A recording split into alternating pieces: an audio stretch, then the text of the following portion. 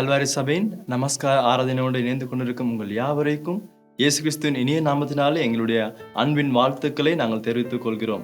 ஆகவே இந்த ஞாயிறு தினத்திலும் கூட தேவன் உங்களை ஆசீர்வதிக்க போகிறார், உங்களோட பேச போகிறார். ஆகவே நாங்கள் சந்தோஷத்தோடு அவரை ஆராதிக்க போகிறோம். ஆகவே நீங்க இருக்கிற இடத்துல இணையதளத்தின் மூலமாக நீங்க எந்த இடத்துல நீங்க இணைந்து கொண்டு இருந்தாலும் நீங்கள் இருக்கிற இடத்துல தேவன் வந்து உங்களை ஆசீர்வதிக்க போகிறார். ஆகவே ஆயத்தப்பட்ட இருதயத்தோடு நாங்கள் கண்களை மூடி இந்த நேரத்தை என்னுடைய சமூகத்தில் ஒப்பு கொடுத்து நாங்கள் ஜெபம் செய்வோம்.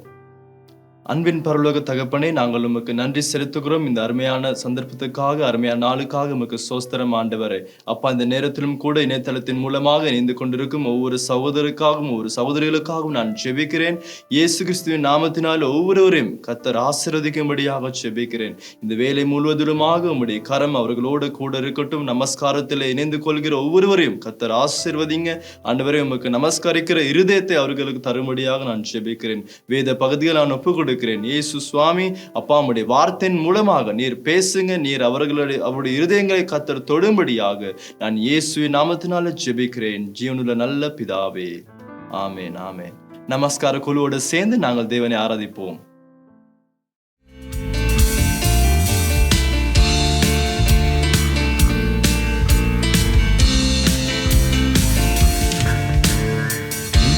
நாளுக்குள் என்னை நடத்தும், புதிய கிருபையால் என்னை நிரப்பும்.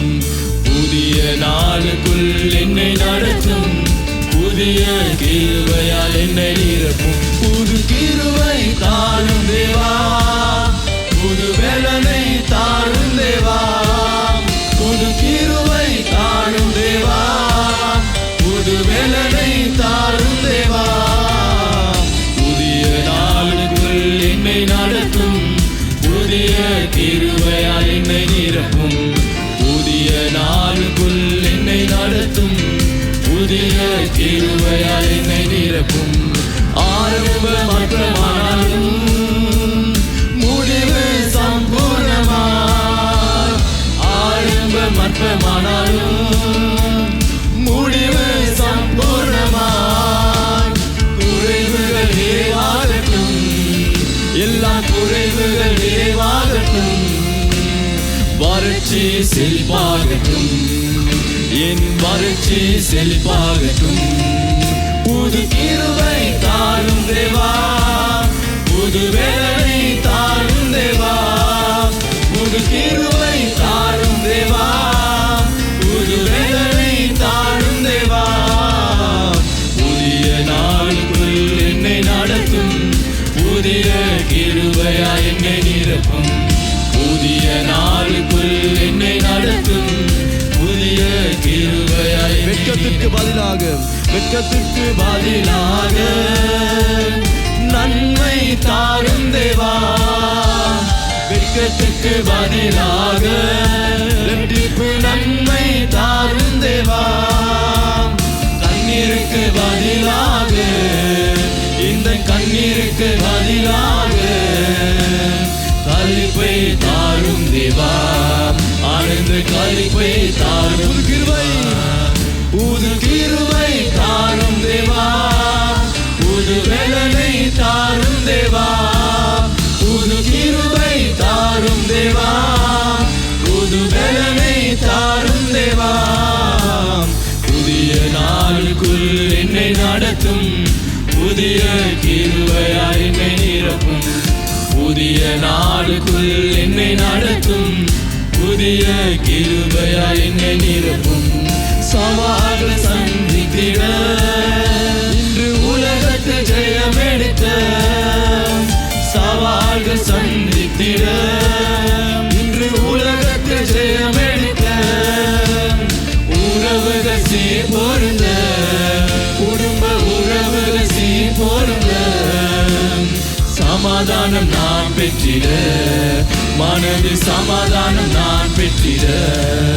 புது கிருபை தாரும் தேவா, புது வேலனை தாரும் தேவா. புது கிருபை தாரும் தேவா, புது வேலனை தாரும் தேவா. புது கிருபை தாரும் தேவா, புது வேலனை தாரும் தேவா. புது கிருபை தாரும் தேவா, புது வேலனை தாரும் தேவா.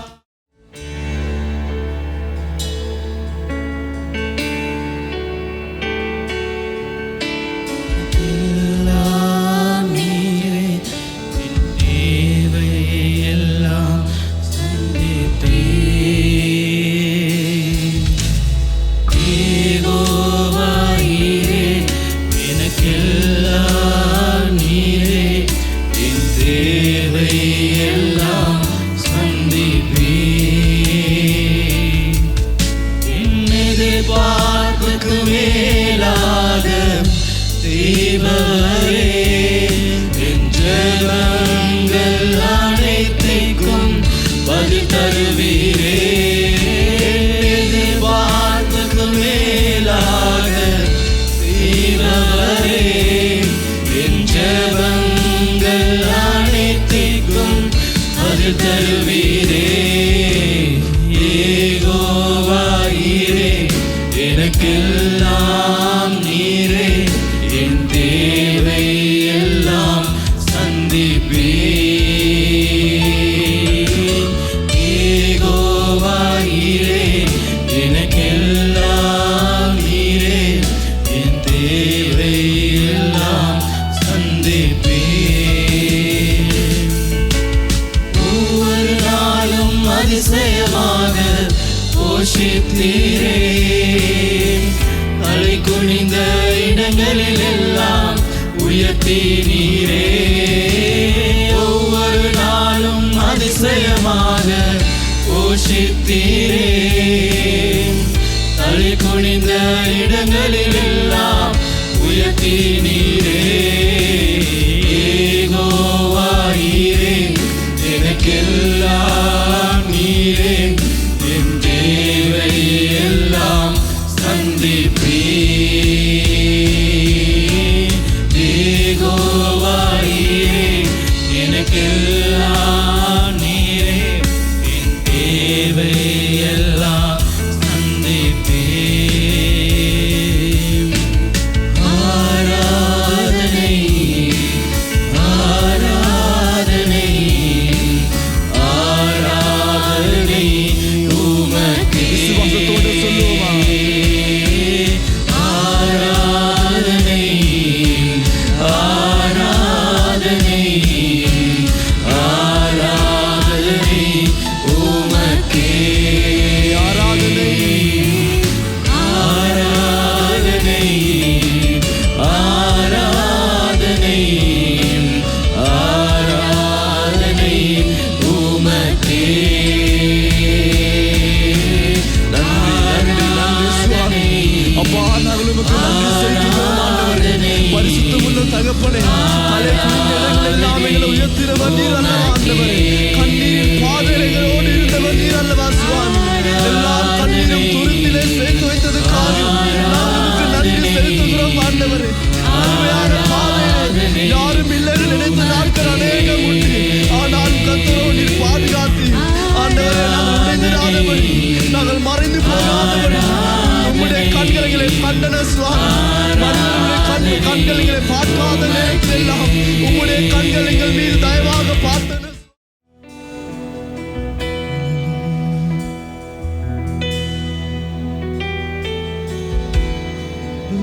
செய்யும் ஆவியானவரே, பலியாய் தந்தே பரிசுத்தமானவரே, ஆளுகை செய்யும் ஆவியானவரே, பலியாய் தந்தே பரிசுத்தமானவரே,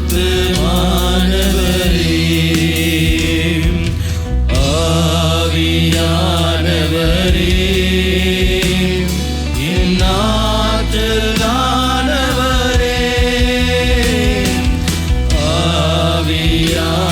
ஆவியானவரே, என் ஆற்றலானவரே, நினைவெல்லாம் உமதாகணும், பேச்செல்லாம் உமதாகணும், நினைவெல்லாம் உமதாகணும், பேச்செல்லாம் உமதாகணும், நாள் முழுதும் வழி நடத்தும், நாள் முழுதும் வழி நடத்தும், உன் விருப்பம் செயல்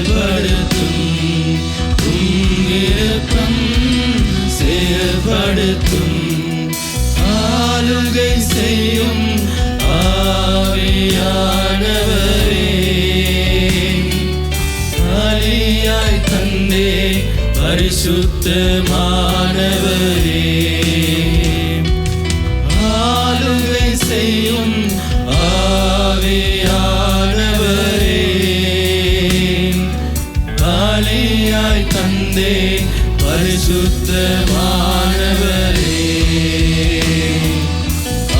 ஆவியானவரே, இந்நாற்றலானவரே,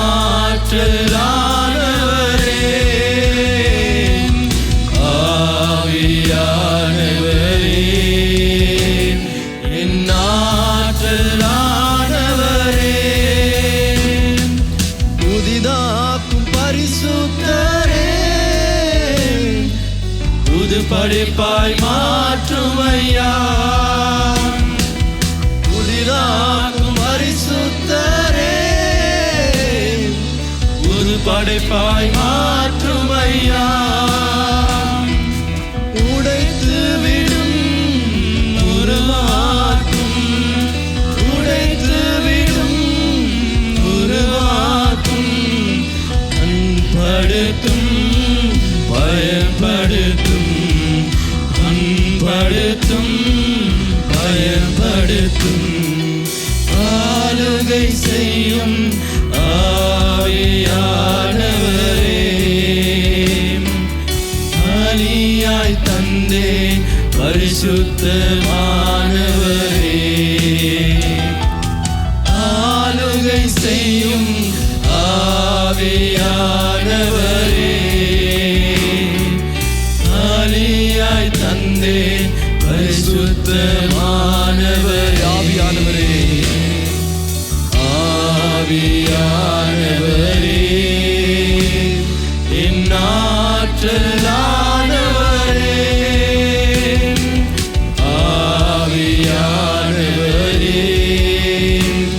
இந்நாற்றலானவரே. ஹல்லேலூயா. ஹalleluya. நன்றி ஆண்டவரே. நல்லது ஒரு நமஸ்காரத்தை தேவனுக்கு ஏறெடுத்தோம். இப்பொழுது தேவனுடைய வார்த்தையை செவி கொடுக்க போகிறோம். வணக்கத்துக்குரிய போதகர் வினோதன் பெருமார் அவர்கள் தேவனுடைய வார்த்தை எங்களோட பகிர்ந்து கொள்ள போகிறார்கள். ஆகவே உங்களுடைய இருதயத்தை ஆயத்தப்படுத்திக் கொள்ள வைத்துக் கொள்ளுங்கள். தேவன் பேச போகிறார். ஒவ்வொரு விசுவாசிக்குள்ளேயும் தேவனுடைய சித்தத்தை தேவன் செய்வதற்கு அவர் வல்லவராக இருக்கிறார். ஆகவே நாங்கள் ஆயத்தத்தோடு பிரசங்கத்துக்கு செவி கொடுப்போம்.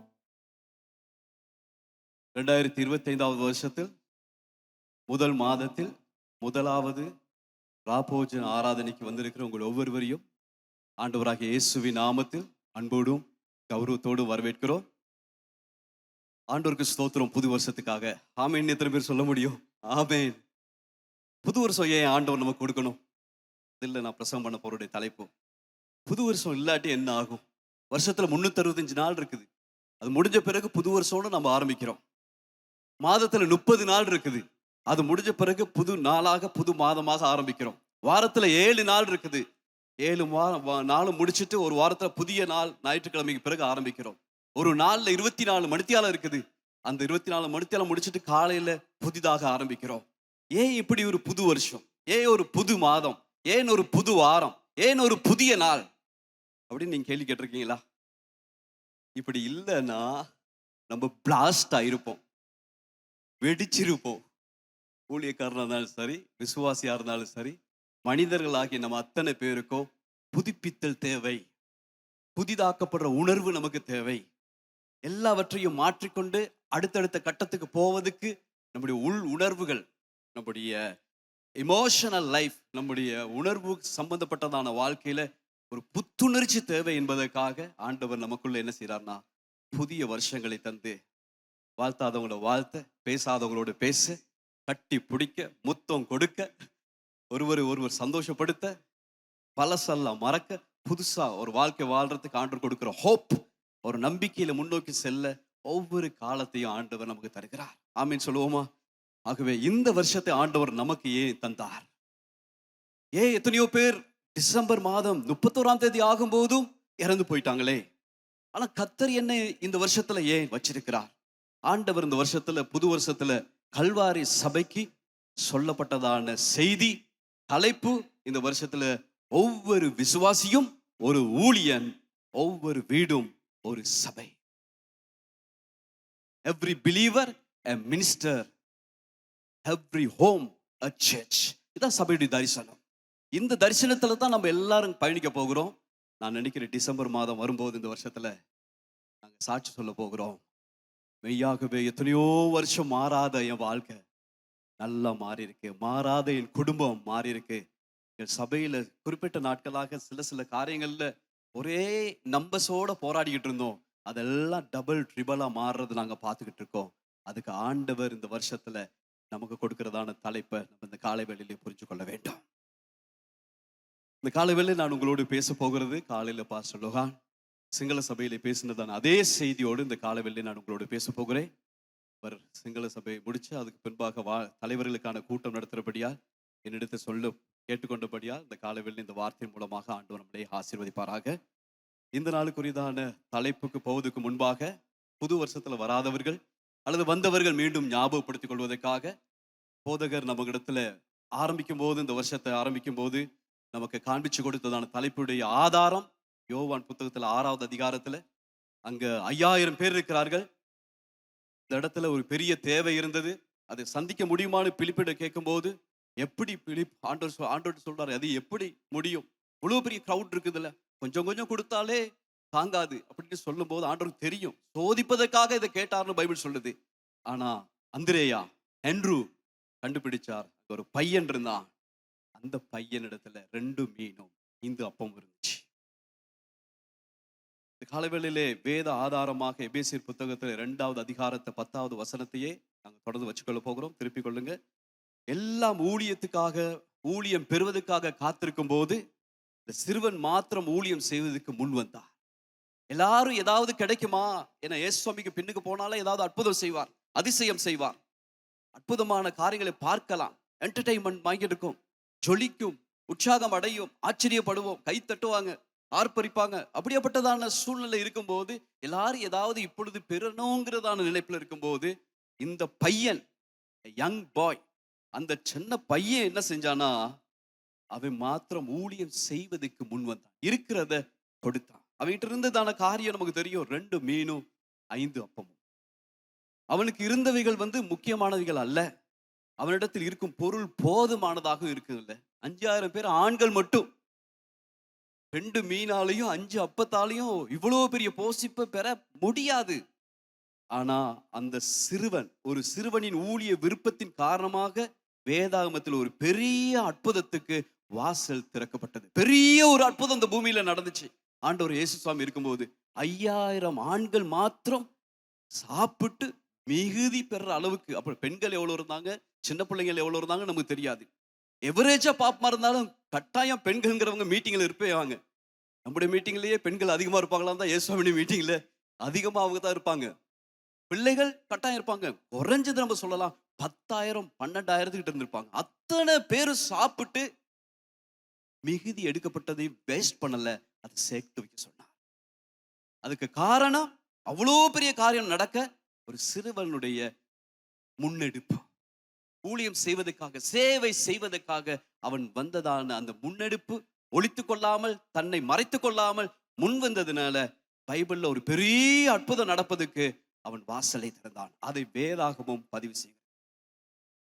2025 வருஷத்துல ஆரம்பிக்கும் போது போத நம்மிடத்துல கேட்ட தெளிவான கேள்விதான், அப்படி என்றால் நீங்கள் ஊழியம் செய்ய விருப்பமா? Are you willing to serve God? ஆண்டவருக்கு ஊழியம் செய்ய நீங்கள் விருப்பமா அப்படின்னு கேட்டார். எத்தனை பேர் கையை உயர்த்தினீங்கன்னு தெரியாது. இந்த கால வேளையிலே இதே சத்தம் வருஷம் முழுவதும் துடிக்க போகிறது. ஆண்டவர் நம்மிடத்திலே டிசம்பர் மாதம் முடிக்கும் போது அநேகர் இந்த இடத்துல ஊழியம் செய்கிறதை பார்க்க போகிறார். எத்தனை பேர் கையை உயர்த்துறீங்க? ஆமா ஆண்டவரே, நாங்கள் எல்லாரும் ஊழியம் செய்ய போகிறோம். கையை தட்டி ஆமென்னு சொல்லி அதை ஆமோதிப்போம். இந்த காலவேளை நான் உங்களோடு பேசுவதற்காக இன்றைக்கான தலைப்பு, நீங்கள் சேவை செய்ய உருவாக்கப்பட்டுள்ளீர்கள். You are made to serve God. தேவனுக்கு ஊழியம் செய்ய நீங்கள் உருவாக்கப்பட்டிருக்க. வேத ஆதாரமாக நம்ம திருப்பிக் கொள்ளுவோம். எபேசியர் புத்தகம் 2வது அதிகாரம் 10வது வசனம். யாராவது ஒருத்தர் வாசிக்கிறீங்களா? ஏனெனில் நற்கிரியைகளை செய்கிறதற்கு நாம் கிறிஸ்து இயேசுவுக்குள் சிருஷ்டிக்கப்பட்டு தேவனுடைய செய்கையாயிருக்கிறோம். அவைகளில் நாம் நடக்கும்படி அவர் முன்னதாக அவைகளை ஆயத்தம் பண்ணி இருக்கிறார். இந்த வசனத்தை சபையில் இருக்கிறதான எல்லாரும் மனப்பாடம் பண்ணணும். இந்த வசனத்தை தமிழ்ல மனப்பாடம் பண்ணணும், சிங்களத்துல மனப்பாடம் பண்ணணும், தேவைப்பட்ட இங்கிலீஷ்ல மனப்பாடம் பண்ணணும். இந்த வசனம் தான் இந்த வருஷத்தை நம்மள வழி நடத்த போகுது. ஆமென் சொல்லுவோமா? பாஸ்டர் எங்களுக்கு பல வாக்குத்தத்தங்களை பாஸ்டர் பெற்றுக் கொடுத்தாரே, எங்களுக்கு கிடைச்சிச்சு, அது எப்படி? அதுவும் இருக்கட்டும், இதுவும் இருக்கட்டும். இன்னும் 6000 வாக்குத்தத்த பைபிள் இருக்குது. அது வேற யாருக்காவது அல்ல, அதுவும் எங்களுக்காக அன்றாட ரீதியில் அபியாசப்படுத்துறதுக்காக. ஆனா இது இந்த வருஷத்துல சபையாக முன்னெடுப்பதற்கு நம்ம கொடுக்கப்படுறதான ஆதாரத்தின் வார்த்தை. இந்த இடத்துல நம்ம பார்த்ததான இந்த வசனத்தை ஒரு மொழிபெயர்ப்பு சொல்லுது. எல்பிங்கிறதான ஆங்கில மொழிபெயர்ப்பு சொல்லுகிறது, நம்மை படைத்த தேவன் தாமே கிறிஸ்து இயேசுவுக்கூடாக இவ்வாழ்க்கையை நமக்கு தந்தருளினார். நாம் இவ்வாழ்க்கையை மற்றவர்களுக்கு உதவுவதில் செலவிட வேண்டும் என அவர் அநேக யுகங்களுக்கு முன்பாக திட்டமிட்டார். ஆண்டவர் நம்மளை உருவாக்கும் போது பல வருஷங்கள்ல யுகங்களுக்கு முன்பாகவே நம்மளை குறித்து திட்டமிட்டாராம். தாய் திட்டமிடம் இல்லை, தகப்பன் திட்டமிடம் ஒண்ணு. ஆண்டவர் நம்மை பிறப்பதுக்கு முன்பாகவே திட்டமிட்டார். எதுக்குன்னா, நாங்கள் மற்றவர்களுக்கு உதவி செய்ய, நம்மளை செயல்படுத்த, நம்முடைய காலத்தை செலவழிக்க ஆண்டவர் திட்டமிட்டிருக்கிறார். அதுக்காக நம்மளை ஆயத்தப்படுத்தி இருக்கிறார், அதுக்காக நம்மளை தெரிந்து கொண்டிருக்கிறார். இன்னைக்கு அநேக வேளைகள்ல சபை இன்றைக்கு போதிக்கிறதான உலகளாவிய ட்ரெண்டான பிரீச்சிங் என்ன? பெற்றுக்கொள்ளலாம், என்னத்தை பெற்றுக்கொள்ளலாம், என்னத்தை பெற்றுக்கொள்ளலாம், சபை என்னத்தை பெற்றுக்கொள்ளலாம். ஆமா, நம்ம பெற்றுக்கொள்ளணும். வாக்குத்தத்தம் இருக்குது, எத்தனையோ காரியங்கள் பெற்றுக்கொள்ளணும். நமக்கு எத்தனையோ ஆசீர்வாதங்கள் ஆண்டவர் ஆயத்தப்படுத்தி இருக்கிறார். அந்த 2025 கையை உயிர் சொல்லுவோம். ஜனவரி மாதத்துல, பிப்ரவரி மாதத்துல, மார்ச் மாதத்துல, 6 வருஷம் முடிக்கும் போது அநேக ஆசீர்வாதங்களை நம்ம பெற்றுக்கொள்ள போகிறோம். இந்த வருஷத்துல எத்தனையோ ஆசீர்வாதங்களை உங்க பேருக்காக, உங்க குடும்பத்துக்காக ஆண்டவர் ஆயத்தப்படுத்தி இருக்கிறார். கையை உயர்த்தி ஆமென்னு சொல்லி ஆதரிக்கிறவங்க, விசுவாசிக்கிறவங்க நல்ல கைகளை தட்டி, நான் விசுவாசிக்கிறேன், எனக்காக என் ஆண்டவர் வைத்திருக்க ஆசீர்வாதத்தை நான் பெற்றுக்கொள்ளுவேன், என் குடும்பம் அதை பெற்றுக்கொள்ளும். அதுல எந்த சந்தேகமும் இல்லை. அது மாத்திரமா நம்முடைய வாழ்க்கை. இந்த பூமியில இருக்கும்போது ஆசீர்வாதத்தை பெறுவது நல்லது. ஆசீர்வாதம் ஆண்டவர் தருவேன் என்று வாக்குறுதி கொடுத்திருக்கிறார். இந்த பூமியில இருக்கும்போது நல்ல சுவாசம் பெறதுக்கு காத்து கிடைக்குது. நல்ல வளங்களை, ரிசோர்ஸ் ஆண்டவர் இந்த பூமியில வச்சிருக்கிறார். இவ்வளவு காரியங்களை நாம் பெற்றுக்கொள்வதில் ஆண்டவர் என்னத்தை எதிர்பார்க்கிறார்? அதை திருப்பி கொடுக்கணும்னு எதிர்பார்க்கிறார். இன்னைக்கு அநேக வேளைகள்ல புத்தகங்களை பார்ப்பீங்களா இருந்துச்சுன்னா, அதிகமான புத்தகங்கள் how to receive, பணத்தை எப்படி பெறுவது, பொருட்களை எப்படி பெறுவது, ஜொப்பு எப்படி பெறுவது, பட்டப்படிப்பை எப்படி பெறுவது, அநேக புத்தகங்கள் இந்த பூமியில எழுதப்பட்டு விற்பனை ஆகிறது, மில்லியன் கணக்கில் விற்பனை ஆகிறது. ஆனால் தேவனுடைய வார்த்தையிலே பெற்றுக்கொள்வது மாத்திரம் வைத்துக்கொண்டு வாழ்வதற்காக நம்மளை ஆண்டவர் அழைத்திருக்கிறார். அல்லது பெற்றுக்கொண்டதிலிருந்து அவருக்கு என்ன, அவருடைய ராஜ்யத்துக்கு என்ன, இந்த பூமியிலே கொடுப்பது ஆண்டோடைய திட்டமா? காலவேளையிலே 4 காரியங்களை உங்களோடு நான் பேச போகிறேன். சுருக்கமாக பேச போறேன். ஆண்டவர் இந்த வார்த்தைகள் மூலமாக நம் அனைவரையும் ஆசீர்வதிப்பாராக. பைபிள்ல ஊழியம் அல்லது சேவை என்ற வார்த்தை அடிக்கடி பாவிக்கப்பட்டிருக்கிறது. அது ஒரு போதகரை குறித்து மாத்திரமல்ல, சபையில் இருக்கிறதான எல்லா விசுவாசிகளையும் அது உள்ளடக்கிறது. அதை இந்த வேத ஆதாரத்தின் மூலமாக நாங்கள் அதை பார்க்க போகிறோம். முதலாவது நாங்கள் கவனிப்போம், ஆண்டவர் எதற்காக நம்மளை உருவாக்கியிருக்காருன்னா, you were created to serve God. நீங்கள் தேவனை சேவிப்பதற்காகவே சிருஷ்டிக்கப்பட்டிருக்கிறீர்கள். தேவனுக்கு சேவை செய்வதற்காக சிருஷ்டிக்கப்பட்டிருக்கிறோம். ஏற்கனவே வாசிச்சதான இதே வசனத்துல, எபேசியர் 2வது அதிகாரத்துல 10வது வசனம் சொல்லுகிறது, நற்கிரியைகளை செய்வதற்காக, நற்கிரிகள் செய்வதற்காக இயேசு கிறிஸ்துவுக்குள்ள நம்ம சிருஷ்டிக்கப்பட்டிருக்கிறோம். நற்கிரியை இங்கிலீஷ் பைபிள் சொல்றது குட் டீட்ஸ். இந்த நற்கிரியை அல்லது இதுதான் சேவை என்று சொல்லுகிறோம். இதுதான் ஊழியம் என்கிறதான வடிவமைப்புக்குள்ளே வருகிறது. இதற்காக தான் ஆண்டவர் நம்மளை சிருஷ்டித்திருக்கிறார்.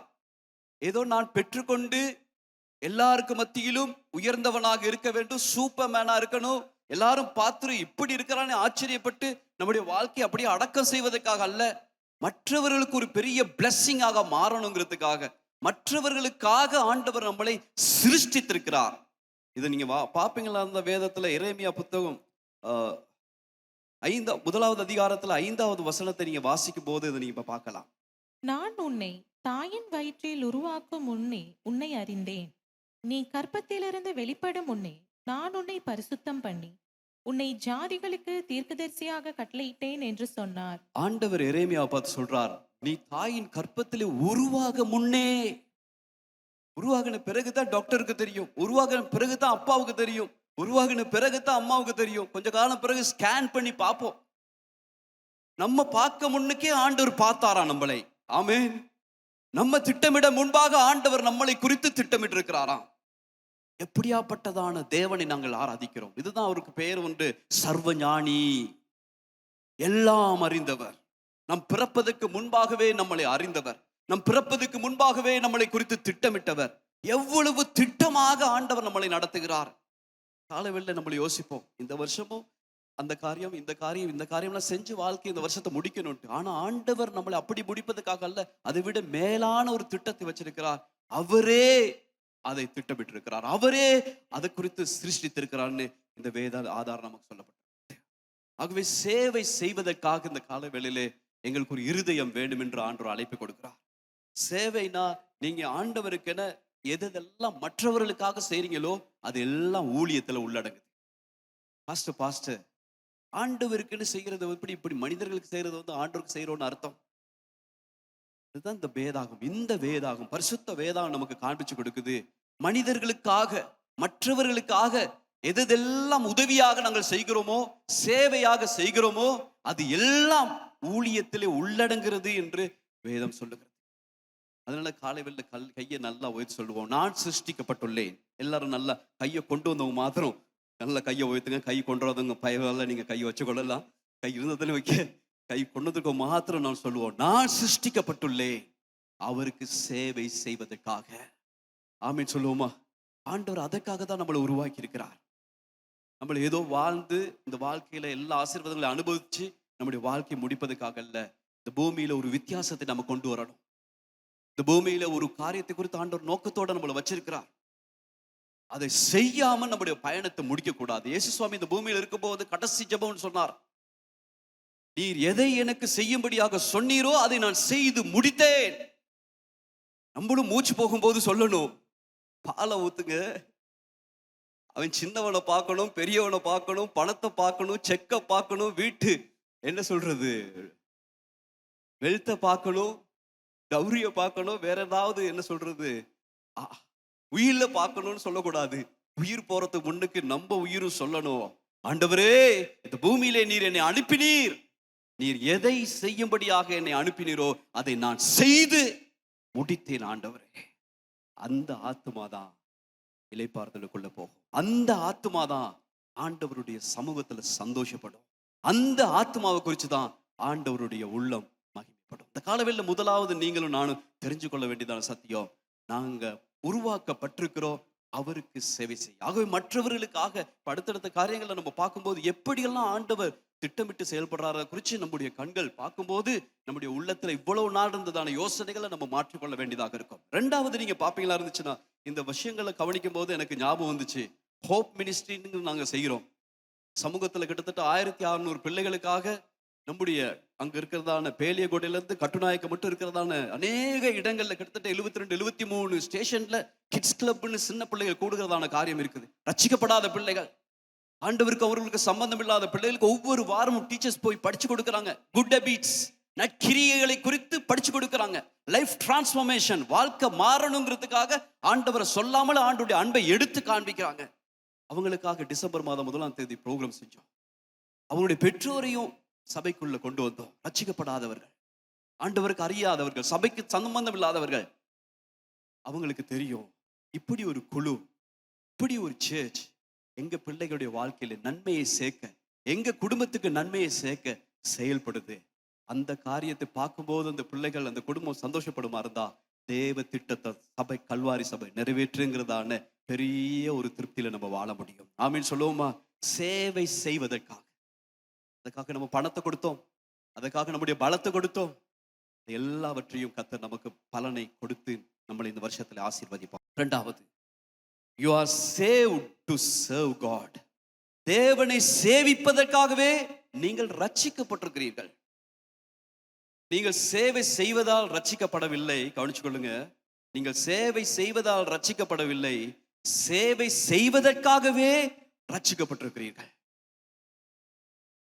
இந்த காலவெளியில ரட்சிக்கப்பட்டிருக்கிறோன்னு யாராவது இன்னைக்கு சொல்வீங்களா இருந்தா, உங்களுக்கு ஒரு இடம் அவருடைய ராஜ்யத்தில் இருக்கு. உங்களுக்கான ஒரு கடமை ஆண்டவருடைய ராஜ்யத்தில் இருக்கு. நீங்கள் செய்ய வேண்டியதான ஒரு பொறுப்பு ஆண்டவருடைய ராஜ்யத்தில் இருக்கு. பிரச்சனை இருக்கிறதா இருக்கிறது, சவால் இருக்கிறதா இருக்கிறது, நெருக்கடி இருக்கிறதா இருக்கிறது, தேவைகள் இருக்கிறதா இருக்கிறது. நான் மீண்டும் ஞாபகப்படுத்த, நம்ம பூமியில இருக்கிறோம், பரலோகத்தில் அல்ல. பரலோகத்துக்கு போகிற பாதையில நிற்கிறோம்.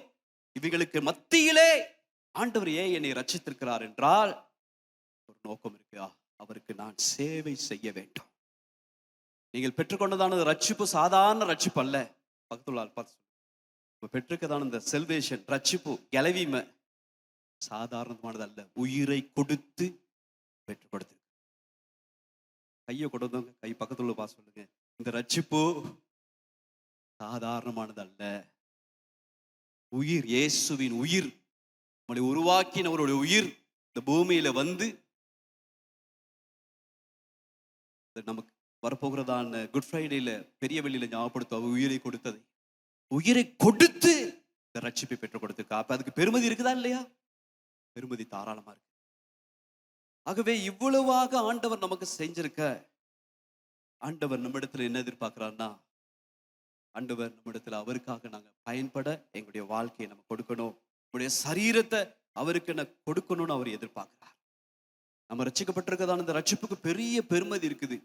அதை நினைச்சு பார்ப்போமா இருந்தா பெரிய சந்தோஷம் இருக்கும். டிகிரி எடுக்கிறதை விட, வீடு கட்டுறதை விட, வாகனம் வாங்குறதை விட, பிள்ளைகளை பெற்றுக்கொள்வதை விட, பிள்ளைகள் நல்ல மார்க்ஸ் பெறுவதை விட, பெரிய பெரிய அச்சீவ்மெண்ட் அடைவதை விட, ரட்சிப்பு குறித்து ஒவ்வொரு ஆளும் தனியாக கொஞ்சம் யோசிச்சு பார்ப்போமா இருந்தா அவ்வளோ பெரிய சந்தோஷம் நமக்குள்ள வரும். ஏன்னா இது இல்லைன்னா இப்போ வாழ்க்கையில ஒண்ணுமே இல்லை, ஆதாரமே இல்லை, ஏன் வாழ்றோன்னே தெரியாது. ஏன்னா இப்ப மறிச்சோம்னாலும் பரலோகத்துக்கு போகிறதான அந்த கேரண்டி பெற்றுக் கொடுத்ததுன்னா ரட்சிப்பு. பாவத்தினால மறிக்க வேண்டிய நமக்கு மீண்டும் வாய்ப்பை கொடுத்து இந்த பூமியிலே ஹோப் கொடுத்து வாழ வச்சது எதுன்னா ரட்சிப்பு. இப்படி பாவங்கள் மன்னிக்கப்பட்டிருக்கிறது. ஆமென் சொல்லுவோமா? நாங்கள் தண்டனைக்குரியவர்கள் அல்ல, பரலோகத்துக்குரியவர்கள். இந்த ரட்சிப்பை நம்ம நினைச்சு பார்ப்போமா இருந்தா சந்தோஷப்படுவோம். ரெண்டாவது, நன்றி உள்ள வரும். இந்த ஊழியம் நம்ம செய்யணுங்கிறது பாஸ்டர் சொல்றதுக்காகையோ, இதுல குற்ற மனசாட்சி வந்துடும், இது செய்யலைன்னா ஏதோ குற்றம் கில்ட்டியா இருக்கோ, அதுல இந்த ஊழியத்தை செஞ்சுக்கிட்டே ஏதாவது அட்ஜஸ்ட் பண்ணிட்டு போவோம். அல்லது பயத்துல சொன்னதை நம்ம செய்யாட்டி ஏதாவது நமக்கும் நம்ம குடும்பத்துக்கு நடந்துருமோ. சிலருக்கு இப்படி ஞாயிற்றுக்கிழமை ஏன் சேர்ச்சுக்கு வர்றாங்கன்னா, வரலன்னா ஏதாவது நடந்துருமோ, காலையில ஏன் ஜெபம் பண்றீங்க ஏதாவது நடந்துருமோ. பயத்தினால அல்ல, பக்தினாலையும் தேவனோடு இருக்க பாசத்தினால வந்ததுதான் இந்த உறவும் ஊழியமே தவிர வெறும் சாதாரண காரியத்துக்காக அல்ல. ஆகவே இந்த ரட்சிப்பை குறித்து நம்ம யோசிக்க யோசிக்க யோசிக்க நமக்குள்ள சந்தோஷம் வரும். நல்லா கையை உயிர் சொல்லுவோம், இதுதான் ரட்சிப்பின் சந்தோஷம். ஆமே, கையை நல்லா உயிர் சொல்லுவோம், ரட்சிப்பின் சந்தோஷம். இந்த சந்தோஷம் இருக்குமா இருந்தா நமக்கு நன்றி உணர்வு இருக்கும். நன்றி உணர்வுடைய அடுத்த ரியாக்ஷன் என்னன்னா, அவருக்காக இந்த பூமியில ஏதாவது ஒரு ஊழியத்தை செய்யவே வேண்டும். செய்யலன்னா உண்மையிலேயே நான் ரட்சிக்கப்பட்டிருக்கேனால நான் அந்த கால வேளையில கேட்டு பார்க்கணும், உண்மையிலேயே நான் ரட்சிக்கப்பட்டிருக்கிறேனா. ரோமர் புத்தகம் 12வது அதிகாரம் 1வது வசனம். பவுல் இதை குறித்து ஒரு பெரிய வெளிச்சத்தை போட்டு காண்பிக்கிறார். ரட்சிக்கப்பட்டதான நாம் என்ன செய்யணும்? இப்படி இருக்க சகோதரரே, நீங்கள் உங்கள் சரீரங்களை பரிசுத்தமும் தேவனுக்கு பிரியமுமான ஜீவ பலியாக ஒப்பு கொடுக்க வேண்டும் என்று தேவனுடைய இரக்கங்களை முன்னிட்டு உங்களை வேண்டிக் கொள்ளுகிறேன். இதுவே நீங்கள் செய்யத்தக்க புத்தியுள்ள ஆராதனை. நீங்கள் செய்ய வேண்டிய புத்தியுள்ள ஆராதனை என்னன்னா, ஜீவனுள்ள தேவனுக்கு ஜீவ பலியாக நம்ம சரீரத்தை கொடுக்கணும். அப்படின்னா நம்ம வாழ்க்கைய, நம்ம சரீரத்தை பிரதிஷ்டை பண்ணணும் ஆண்டவருக்காக, ஆண்டோடைய ஊழியத்துக்காக. பவுல் அழகா எடுத்து காட்டுறா. நீங்க ரட்சிக்கப்பட்டிருப்பீங்களா இருந்தா, பாவம் மன்னிப்பை பெற்றிருப்பீங்களா இருந்தா, ஆண்டவருக்குள்ள ஒரு நம்பிக்கை பெற்றிருப்பீங்களா இருந்தா, எத்தனையோ பேருக்கு கிடைக்காத இந்த ஆசீர்வாதத்தை நீங்க பெற்றிருப்பீங்களா இருந்துச்சுன்னா, நீங்க என்ன செய்யணும்னா உங்க சரீரத்தை ஜீவ பலியாக கொடுக்கணும். கனத்துக்குரிய பாத்திரமாக உங்க வாழ்க்கையை வாழ ஒப்பு கொடுக்கணும். அதே போல பிரதிஷ்டை, ஒரு டெடிகேஷன் வாழ்க்கை வாழணும். உலகம் போகுது, என்னென்னமோ ஃபேஸ்புக்ல போடுது, யூடியூப்ல போடுது, அப்படி வாழு இப்படி வாழு, இதை செய்ய அதை செய்யின்ட்டு. பைபிள் என்ன செய்யுது, எதை சொல்லுது, அதை செய்வதற்காகத்தான் நம்ம ஆராதனையின் பிரதான நோக்கமே தவிர உலக போக்குகளுக்குள்ள நம்மளும் அந்த அலையில அடிச்சு போகக்கூடாது. இந்த பூமியில நம்மளை வச்சிருக்கிறார் ஒரு நோக்கம் நிறைவேற. நல்ல கையை வச்சு சொல்லுவோம், ஒரு நோக்கம் நிறைவேறணும், ஒரு வித்தியாசத்தை நான் உண்டு பண்ணணும். அப்படியா இருந்துச்சுன்னா ரட்சிக்கப்பட்டிருக்குதான நோக்கம், நான் இந்த பூமியில அவருக்கு சேவை செய்யணும். இந்த பூமியில ஆண்டவருக்கான சேவை செய்வதற்காக நம்முடைய வாழ்க்கையை வாழணும். ஒரு தேவனுடைய ஊழியக்காரர் இப்படி சொல்றார், மற்றவர்களை நேசிக்க எனக்கு அன்பும், ஸ்டேட்மெண்ட் போடுங்க, மற்றவர்களை எல்லாரும் சேர்ந்து வாசிப்போம், மற்றவர்களை நேசிக்க எனக்கு அன்பும் மற்றவர்களுக்கு சேவை செய்யும் ஆசையும் இல்லாவிட்டால் மெய்யாகவே கிறிஸ்து எனக்குள் இருக்கிறாரா என்ற கேள்வி நான் கேட்க வேண்டும். கர்த்தருடைய சத்தத்துக்கு செவி கொடுப்போம். இந்த வருஷத்துல ஆரம்பத்துல அறைக்கூவல் விட்டு அழைக்கும் ஆண்டவருடைய தேவ சத்தத்துக்கு இந்த காலவெல்லை நம்ம இருதயம் துடிக்கட்டும். உண்மையிலேயே நாங்க ரட்சிக்கப்பட்டிருப்போமா இருந்தா மற்றவர்களை குறித்து நான் செயல்படுகிறேனா? இப்ப பார்த்தாலும் நான் என் குடும்பம் என் குடும்பம் என் குடும்பம் என் குடும்பம் எல்லாம் அசைக்கப்படும். அசைக்காத ஆண்டவருடைய ஊழியத்துக்காக ஆண்டவர் அழைக்கிறார். மற்றவர்களை குறித்து நான் என்ன செய்யணும்னா, அன்பு இல்லைனா மற்றவர்களுக்கு குறித்து சேவை செய்யணும், ஏதாவது ஒரு சேவை பண்ணணும், ஊழியம் செய்யணும்னு நம்முடைய வாழ்க்கையில இல்லைன்னா நம்ம கேட்க வேண்டிய கேள்வி, நான் என்னைய பார்த்து கேட்க வேண்டிய கேள்வி, உண்மையிலேயே நான் ரட்சிக்கப்பட்டிருக்கிறேனா? தண்ணியில இறங்கி ஏறினால ஞானஸ்தானம் பண்ணப்பட்டுட்டே, யாரோ இது சொன்னதுனால எஸ்னு ஏத்துக்கிட்டே, உண்மையிலேயே ரட்சிப்பு இருந்தால் அதான் you are saved to serve God. நீங்க ரட்சிக்கப்பட்டீங்க எதுக்காகன்னா அவருக்கு சேவை செய்ய. அப்ப அந்த சேவை செய்வதற்கு உள்ளம் இல்லைன்னா உண்மையிலேயே நம்முடைய ரட்சிப்பு கேள்விக்குறியாக இருக்கு. நான் 16 வயசுல ரட்சிப்பை குறிச்சு இந்து மதத்திலிருந்து ஆண்டவர் இயேசுவை ஏற்றுக்கொள்ளும் போது ஆசை எல்லாம் அவர்தான், என் தேவை எல்லாம் அவர்தான். அந்த டைம்லயும் யூத்தா தான் இருந்தோம், அந்த டைம்ல டீனேஜா தான் இருந்தோம், என்னென்னமோ வாலிபர்லாம் செய்வாங்க.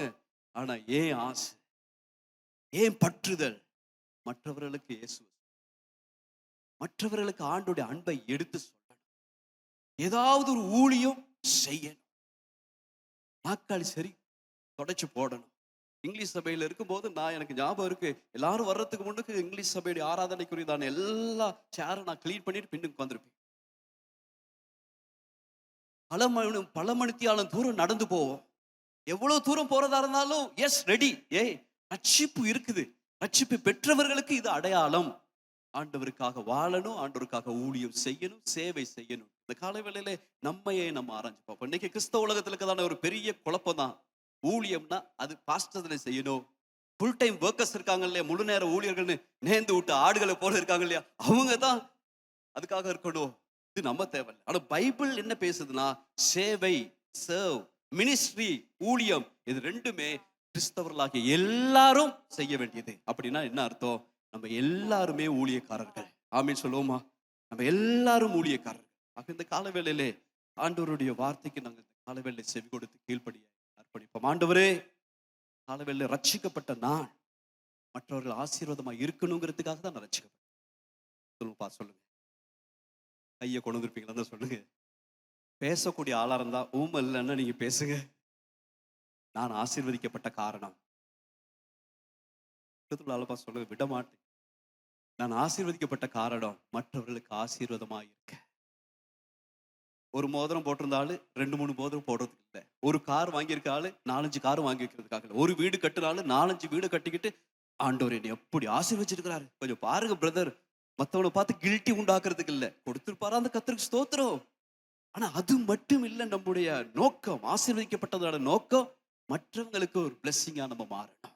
காலவேளையிலே நம்மையே நாம் ஆராய்ந்து பார்ப்போம். மற்றவர்களுக்கு நான் ஆசீர்வாதமாக இருக்கிறேனா? பேதுருடைய மாமி வியாதிப்பட்டு இருக்கும்போது இயேசு சுவாமி போய் சுகமாக்குறார். சுகமாக்குன உடனே அந்த பெண் செஞ்ச காரியம் பணிவிடை செய்ய ஆரம்பித்தார், ஊழியம் செய்ய ஆரம்பித்தார். ரட்சிக்கப்பட்ட அத்தனை பேரும் ஏதாவது ஒரு ஊழியத்தை வருஷத்துல செய்ய வேண்டும். ஆண்டவரிடத்துல அற்புதம் பெற்றவங்களா, ரட்சிக்கப்பட்டிருக்கீங்களா? நன்மையை பெற்றிருக்கீங்களா? அப்படின்னா சும்மா இருக்கலாது. கையை நல்லா சொல்லுவோம். ஊழியம் செய்ய வேண்டும். ஏதாவது முன்ன ஃபாதர் பேக்மன்ஸ் படிச்சதாரு. ஏதாவது ஏதாவது செய்ய வேண்டும் ஒவ்வொரு நாளும் என் இயேசு ராஜாவுக்கு. ஏதாவது. அப்படி இல்லைன்னா உங்க கிறிஸ்தவ வாழ்க்கை போரிங் ஆகும். பெட் பிடிக்கிறேன், போரிங் ஆகும். திருப்தி இல்லாம கிறிஸ்தவ வாழ்க்கை வாழ்வீங்க. ஆனா சேவை செய்வீங்களா இருந்தா உங்களுக்குள்ள ஒரு பெரிய சந்தோஷம் இருக்கும். ஏன்னா ரட்சிக்கப்பட்டவர்கள் ஊழியம் கட்டாயம் செய்வார்கள். தெரிவல்ல, கட்டாயம் செய்வார்கள். அதனால இந்த காலவேளையிலே ஒரு ஸ்டேட்மெண்ட்டை சொல்ல விரும்புகிறேன். தேவனுடைய வெளியேற பெற்ற இரத்தத்தை சிந்தி பெற்றுக் கொடுத்ததான இந்த ரட்சிப்பு மனஸ்தாப, இந்த வசனத்தை வாசிப்போம். தேவனுடைய வெளியேற பெற்ற இரத்தத்தை சிந்தியதை குறித்து மனஸ்தாபம் பட இடமளிக்காது. ஏண்டா இவனுக்காக ரத்தம் சிந்தினோம், எனக்கு இந்த உயிரை ஏண்டா இந்த ஆளுக்காக கொடுத்தோம், இந்த ஜாயில ஜனங்களுக்காக ஏண்டா கொடுத்தோம், இந்த கல்வாரி ஜனங்களுக்காக ஏண்டா கொடுத்தோன்ட்டு ஆண்டவர் ஃபீல் பண்றதுக்கு இடம் கொடுக்க கூடாது. ரத்தம் சிந்தினது பிரயோஜனமா இருக்குதுன்ட்டு இந்த 2025 ஆண்டவர் நம்மை குறித்து நல்ல கையை வச்சு சொல்லுவோம். நம்மை குறித்து, நம் சபையை கொடுத்து, நம் குடும்பத்தை குறித்து ஆண்டவர் சந்தோஷப்படணும் அப்படின்னு சொல்றவங்க மாத்திரம் கையை நல்லா தட்டி, ஆமா ஆண்டவர் இந்த வருஷத்துல அது நிறைவேறணும். அது உம்முடைய துடிப்பு, அது உம்முடைய ஏக்கம், அது உடைய எதிர்பார்ப்பு. மூன்றாவது, you are called to serve God. தேவனுக்கு சேவை செய்வதற்கு நீங்கள் அழைக்கப்பட்டிருக்கிறீர்கள். நம்ம கிறிஸ்தவ உலகத்துல இருக்கிறதான அநேக வருஷங்கள், 5 வருஷம் 10 வருஷம் 20 வருஷம் இருக்கிறதான நமக்கு அழைப்புன்னு சொன்னாவே நமக்கு யாரு ஞாபகம் வரும்னா, இந்த நேஷனல் போட்டிருக்கவங்க,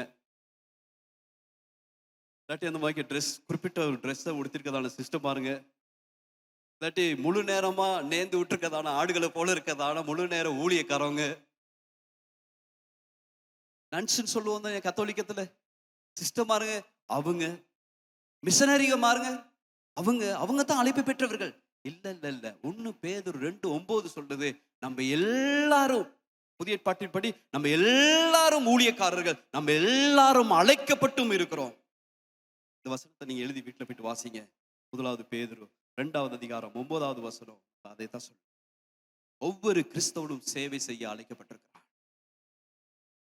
ரட்சிப்புக்கான உங்களுடைய அழைப்பு சேவை செய்வதற்கான உங்களுடைய அழைப்பையும் உள்ளடக்கியுள்ளது. எப்ப ரட்சிக்கப்பட்டிருக்கீங்களோ அப்பயே அழைப்பு சேர்ந்துருச்சு. இன்னொரு நாள் பாஸ்டர் கூப்பிட்டு வாருங்கள் ஆண்டவருடைய ஊழியத்துக்காக முன்னு கூப்பிட்டு அபிஷேகம் பண்ண வேண்டிய அவசியம் இல்லை. என்னைக்கு ரட்சிக்கப்பட்டீங்களோ, என்னைக்கு ஆண்டவர் இயேசு உங்களுக்குள்ள வந்தாரோ அன்னைக்கே ஊழியத்துக்கான அழைப்பு வந்துருந்துச்சு. 2025 ஆண்டவர் அழைக்கிற அந்த அழைப்புக்கு எங்களை விட்டு கொடுப்போம். என்ன வேலை செஞ்சாலும், என்ன தொழில் படிச்சாலும், தொழில் இருந்தாலும், வியாபாரம் பண்ணாலும், படிச்சு கொண்டிருந்தாலும் எல்லாரும் மறக்க கூடாது, ஆண்டவருக்கு என்ன ஊழியம் செய்ய. ஆண்டவர் ஒரு நாள் கேட்பார்,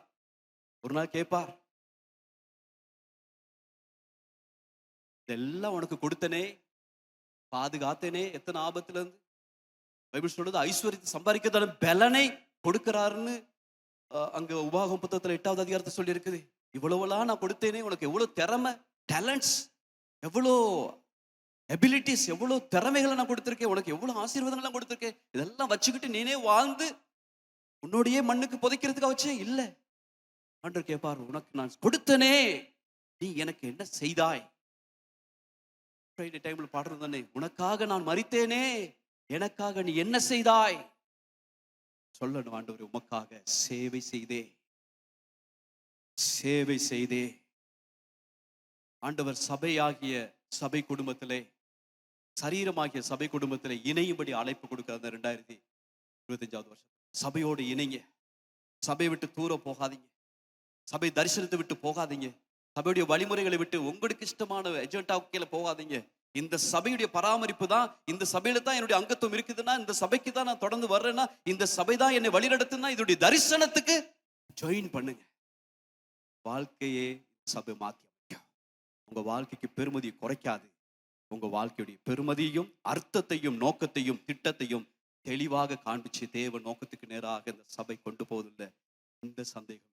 ஆகவே காணாத தேவனுக்கு எப்படி ஊழியம் செய்யணும், காண்கிற மனிதர்களுக்கு ஊழியம் செய்யணும். காண்கிற மனிதர்களுக்கு எத்தனையோ வேலைகள் இந்த சபையில் வேண்டும். எத்தனையோ கேஸ்டல் லீடர்ஸ் தேவை, கிறிஸ்டியன் எஜுகேஷன் டீச்சர்ஸ் தேவை, சண்டே ஸ்கூல் டீச்சர்ஸ் தேவை, எத்தனையோ ஊழியங்கள் இருக்கிறது. அதுக்காக நம்ம சர்வ் பண்றதுக்கு ஜாயின் பண்ணணும். ஆண்டவரே 2025 ஏரியா பாஸ்டரோட, என்னுடைய காங்கிரிகேஷன் பாஸ்டரோட, என்னுடைய ஒர்க்கர்ஸோட நான் கதைச்சி ஏதாவது ஒரு ஊழியத்தில் செய்வதற்கு என்னை ஒப்பு கொடுக்க போகிறேன். அதை நீங்க செய்யலைன்னா இந்த இடம் செயலிழந்து போயிடும். கொஞ்சம் யோசிச்சு பாருங்க. நம்முடைய சரீரத்துல காண்ற பகுதியும் இருக்குது, காணாத பகுதியும் இருக்குது. ரெண்டும் முக்கியம். ஹார்ட் காண்றது இல்ல, இருதயம். ஆனா அது நின்றுச்சுன்னா முழு சரீரமும் செத்து போயிடும். நம்முடைய சபையில சின்ன ஊழியம் பெரிய ஊழியம்னு ஒண்ணு இல்லை. முக்கியமான ஊழியம் முக்கியமற்ற ஊழியம் இல்லை, எல்லா ஊழியமும் முக்கியம். நம்முடைய சரீரத்தை உள்ளுக்கு இருக்கதான ஈரல் சொல்லுமா இருந்தா, நான் வருஷம் வருஷமா அந்த சரீரத்துக்கு வேலை செஞ்சு இப்ப டயர்டா இருக்குது. I am so tired. நான் ஒரு வருஷத்துக்கு என்ன எடுக்க போறேன்? இருக்குதோ தெரியல, ஈரல் இருக்குதோ தெரியல, யோசிக்க கூடாது எங்க இருக்குது, எந்த பகுதியில் இருக்குது. இருதயம் சொல்லுமா இருந்தா, ஒரு வருஷத்துக்கு நான் வேலை செய்ய மாட்டேன். எனக்கு ஒரு வருஷத்துக்கு ரெஸ்ட் வேணும். இந்த நாள் இந்த சரீரத்துக்கு தானே சப்போர்ட் பண்ணேன், நான் எனக்காக கொஞ்சம் வேலை செய்யக்கூடாதா அப்படின்னு சரீரத்துல இந்த ஈரல் சொல்லுமா இருந்தா, ஒரு ஆப்ஷனை கொடுக்கிறேன். வேற ஏதாவது பகுதிகள் அந்த இடத்துல இருந்து ஆபரேட் பண்ணட்டும். வேற ஒரு உறுப்பு அந்த இடத்துல வச்சு வேலை செய்ய வைப்போம். அப்படின்னா என்ன ஆகும்? சரீரம் வியாதிப்படும், சிக்காயிரும், சரீரம் செத்து போயிரும். பவுல் சொல்றாரு, சபைக்கு இன்னொரு பெயர் சரீரம்.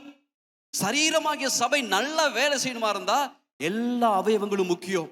காண்ற பகுதி காணாத பகுதி. சில ஊழியர்கள் பப்ளிக்ல மினிஸ்ட்ரி மைக் எடுத்து என்ன போல வழி நடத்தினதான, நம்ம யக்ஷான போல கொயர்ல இருந்ததான, ட்ரம் பிளே பண்ணதான, மியூசிக்கல் பண்ணதான காண்ற ஊழியமும் இருக்குது.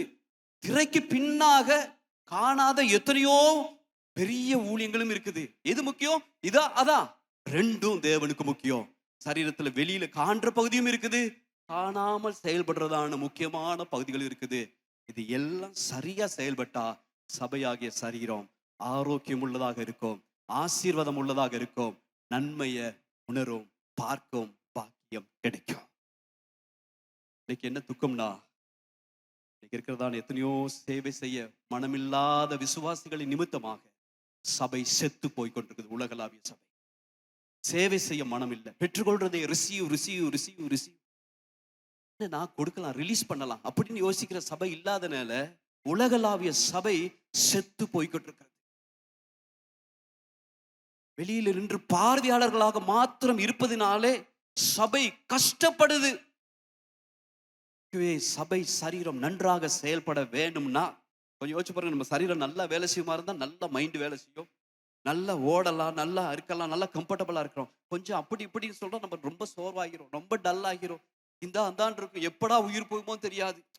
நான் சொல்றேன் என்னன்னு, சபைக்கு ஆண்டவர் கொடுத்த பேர் சரீரம். அப்ப சரீரத்துல அவயவங்கள், நீங்கள் எல்லாரும் அவயவங்கள்னு பவுல் நமக்கு ஒரு புதிய வெளிப்பாடை எழுதி காண்பிக்கிறார் எபேசிய புத்தகத்தில். ஆக இந்த கால வேளையிலே மூன்றாவது நீங்களும் நானும் எதுக்காக அழைக்கப்பட்டிருக்கிறோம்னா, ஆண்டவருக்கென ஊழியம் செய்வதற்காக நாங்கள் அழைக்கப்பட்டோம். கடைசியாக you are commanded to serve. தேவனை சேவிப்பதற்கு நீங்கள் அழைக்கப்பட்டிருக்கிறீர்கள்.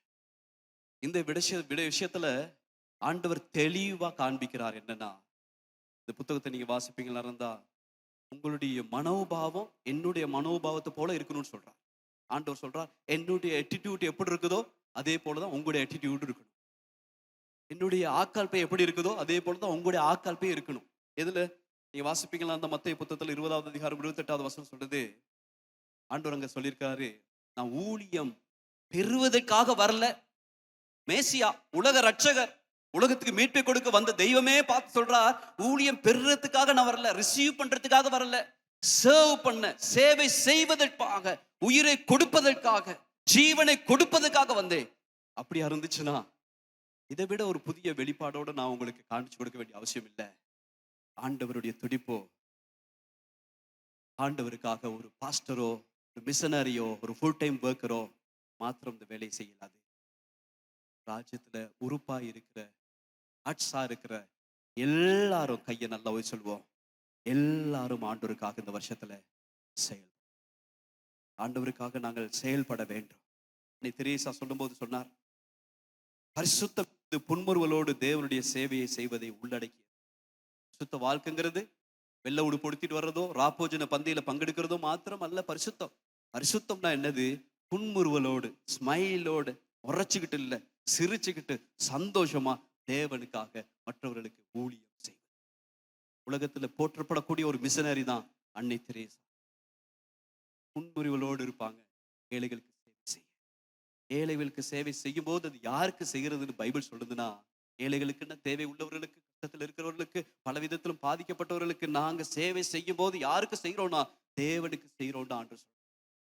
ஆகவே இந்த காலைவேளையிலே யோசிக்கலாம், பாஸ்டர் இந்த வருஷத்துல எனக்கு ஷெட்யூல் பண்ணியிருக்கிறேன், ப்ரோக்ராம் போட்டிருக்கிறேன், நிகழ்ச்சி நிரல் எனக்கு தாராளமா இருக்குது, நிரம்பி இருக்குது, ஊழியம் சேர்த்துக்க எனக்கு டைம் இல்லை. டைம் கிடைச்சா எஞ்சிய டைம் இருந்தா நான் பார்ப்போம். இல்ல இல்ல, எஞ்சிய டைம் கிடைக்காது. நம்ம வாழ்க்கையில ஊழியம் நம்ம வாழ்க்கையில முக்கியம், மையஸ்தானமாக இருக்கணும். நேர காலங்களை ஒதுக்குவோமா இருந்தால், அதுக்காக உள்ளத்தை ஒப்பு கொடுப்போமா இருந்தால், ஏதாவது இந்த வருஷத்துல நான் செய்யறேங்கிற திருப்தியோடு இந்த பயணத்தை நம்ம மேற்கொள்ளும் போது பெரிய சந்தோஷம், இதுவரை இல்லாத பெரிய திருப்தி, பெரிய ஒரு பெரித ஆண்டவருடைய நோக்கத்தை நிறைவேற்றுங்கிறதான இந்த தைரியத்தோடு இந்த வருஷத்தின் நாட்களை கொண்டு போக முடியும். அதிகமாக கற்றுக்கொள்வது போதாதது, அறிந்ததை நாம் செய்ய வேண்டும். இன்னும் என்ன தெரிய வேண்டி இருக்குது? எவ்வளவு விஷயம் நமக்கு தெரிஞ்சவங்க இருக்கிறோம். 5 வருஷம் 10 வருஷம் 20 வருஷம் நமக்கு தெரியும். பிரசங்கம்னா என்னன்னு தெரியும், வழிநடத்தல்னா என்னன்னு தெரியும், பலவிதமான ஊழியங்களை குறித்து நமக்கு அறிவு இருக்கிறது. நம்ம தேவையெல்லாம் தெரிஞ்சதை அபியாசப்படுத்து. ரிக்வர நிபந்தமாய் சொல்றார் ஸ்டேட்மெண்ட். அதோடு நான் இன்றைய விசுவாசிகளுக்கு இன்னும் ஒரு வேத படிப்புக்கு போக வேண்டும் என்ற தேவை இல்லை. ஏனெனில் அவர்கள் ஏற்கனவே நடைமுறைப்படுத்தாத அளவுக்கு கற்றுக்கொண்டிருக்கிறார்கள். அவர்களுக்கு அவசியமானது எல்லாம் தங்களது ஆவிக்குரிய தசையை சரியான விதத்தில் அப்பியாசப்படுத்திக் கொள்வதற்கு ஏதுவான சேவை செய்யும் அனுபவமே. தேவையெல்லாம் உட்கார்ந்து சீட்டை ஹீட் பண்றதில்ல, போய் ஏதாவது கூட்டுறதா, பிள்ளைகளை பயிற்சிவிக்கிறதா, ட்ரெயின் பண்றதா, ஏதாவது ஒரு ஊழியத்தை செய்கிறது. சுவிசேஷ ஊழியமா, ஜெப ஊழியமா, கேசல் ஊழியமா, பாடல் ஊழியமா, ஏதாவது ஒரு ஊழியத்தை செய்யணும். ஒரு பெரிய சந்தோஷம். இன்னைக்கு இன்னொரு பெரிய படிப்பினை நமக்கு சபைக்கு தேவை. ஏன்னா நம்ம எவ்வளவோ படிச்சுட்டோம். இன்னைக்கு அநேகர் என்ன செய்யறாங்கன்னா, கேட்கணும் இப்படி, ஆனா கேட்கறாங்க எப்படின்னா, மற்றவர்களை சேவிக்கவும் மற்றவர்களுக்கு ஆசீர்வாதமாய் இருக்கிறதுக்கு நான் ஒரு சபையை தேடுகிறேன்னு தான் நான் சொல்லணும். என்னது? மற்றவர்களை சேவிக்கவும் மற்றவர்களுக்கு ஆசீர்வாதமாய் இருக்கும் நான் ஒரு சபையை தேடுறேன்னு சொல்லணும். ஆனா இப்ப சபை விசுவாசி என்ன செய்யுதுன்னா, என்னுடைய தேவையை சந்தித்து என்னை ஆசீர்வதிக்க ஒரு சபையை நான் தேடுகிறேன். இந்த சபை ஆண்டவருக்கு பிரியமான சபை அல்ல. அவருடைய ராஜ்யத்துக்காக செயல்பட அர்ப்பணிக்கப்படுறதான விசுவாசிகளை ஆண்டவர் பார்த்து கொண்டிருக்கிறார். அர்ப்பணிக்கிற அத்தனை பேரையும் ஆண்டவர் இந்த வருஷத்துல அற்புதமாய் நடக்கிறார். ஆமென். நிச்சயமாகவே தேவனுடைய ஊழியத்தை நாங்கள் ஒவ்வொருவரும் செய்யும் பொழுது தேவன் எங்களை அளவில்லாத ஆசீர்வாதங்கள் எங்கள் நிரப்புவார். எங்களை மாத்திரம் கிடையாது, உங்களுடைய குடும்பத்தையும் உங்களையும் தேவன் ஆசீர்வதிக்க போகிறார். ஆகவே சேவை செய்கிறதான அந்த மனப்பான்மை, அந்த மனோபாவம் எங்கள் ஒவ்வொருவருக்கும் வர வேண்டும். அது தேவன் எங்களுக்கு கொடுத்திருக்கிறதான கட்டளையாக இருக்கிறது. ஆகவே சந்தோஷத்தோடு நம் தேவனுடைய ஊழியத்தை செய்ய இன்னுமாக நான் உங்களை ஊக்கப்படுத்த விரும்புகிறேன். ஒவ்வொருவருக்குள்ளும் தேவனுடைய சித்தத்தை நடைபெற வேண்டும் என்றால் நீங்கள் ஒவ்வொருவரும் ஊழியம் செய்ய வேண்டும். ஏதாவது ஒரு ஊழியத்தை தேவனுக்காக நாங்கள் செய்ய வேண்டும். ஆகவே அர்ப்பணிக்கப்பட்டவர்களாக இந்த ஜெபத்தோடு என்னோட சேர்ந்து நீங்கள் ஜெபம் பண்ணுங்கள். ஹல்லேலூயா. எங்களை அளவுக்கு அதிகமாக நேசிக்கும் அன்பின் பரலோக தகப்பனே, இந்த நேரத்திற்காக நாங்கள் உமக்கு நன்றி செலுத்துகிறோம். ஆண்டவரே, இந்த நேரத்தில் உமக்காக ஊழியத்தை செய்ய, உம்முடைய பணியை செய்வதற்கு யார் யார் ஆண்டவரே அந்த தீர்மானம் எடுத்தார்களோ ஒவ்வொருவரையும் கர்த்தர் ஆசீர்வதிக்கும்படியாக ஜெபிக்கிறேன். ஆண்டவரே, உமக்கு ஊழியம் செய்வது எவ்வளவு பெரிய பாக்கியமாக இருக்கிறது. அந்த பாக்கியத்தை ஒவ்வொருவருக்கும், இதை கேட்டுக்கொண்டிருக்கிற, இதை பார்த்து கொண்டிருக்கிற ஒவ்வொருவருக்கும் தரும்படியாக நான் ஜெபிக்கிறேன். ஆண்டவரே, ஊழியம் செய்கிற ஒவ்வொருவரையும் என் பிதா கனப்படுத்துவார் என்கிற சொன்ன அந்த வாக்குத்தத்தம் பிரகாரமாக ஒவ்வொருவரையும் கர்த்தர் கனப்படுத்த போகிறதற்காக நன்றி செலுத்துகிறோம். ஆண்டவரே, இந்த மாதம் முழுவதிலும் உம்முடைய கரம் கூட இருக்கட்டும். நீர் அவர்களை ஆசீர்வதியும். உங்களுக்கு ஊழியம் செய்கிறதான சந்தர்ப்பத்தை அவர்கள் அமைத்து தரும்படியாக நான் ஜெபிக்கிறேன். உம்முடைய வல்ல கரங்களுக்கு ஆண்டவரை ஒவ்வொருவரும் நான் ஒப்பு கொடுத்து ஜெபிக்கின்றேன். ஜீவனுள்ள நல்ல பிதாவே, ஆமேன், ஆமேன், ஆமேன். இயேசு கிறிஸ்து உங்களை அனைவரையும் ஆசீர்வதிக்க போகிறார். ஆகவே ஊழியம் செய்கிற மனப்பான்மையோடு நாங்கள் கடந்த நாட்களில் நாங்கள் அவருடைய ஊழியத்தை நாங்கள் செய்வோம். கர்த்தர் உங்களை ஆசீர்வதிப்பாராக. நன்றி.